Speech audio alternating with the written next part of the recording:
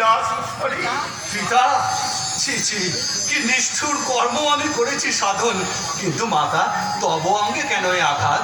আমি যে সহধর্মিণী, স্বামীর ধর্ম রক্ষা করি, সমভাগ লইয়াছি তাহার ব্যথা।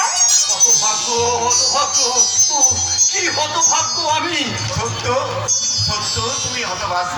শিবসূত হয়ে নাই যেন কৈলাসের আশা।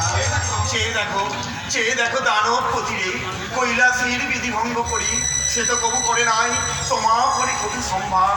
সবই করুণা তব অন্তর্যামী। ধন্য ধন্য দৈত্যপতি, শিব ভক্তি পরীক্ষায় শিবসূত তব কাছে আজ পড়ায়।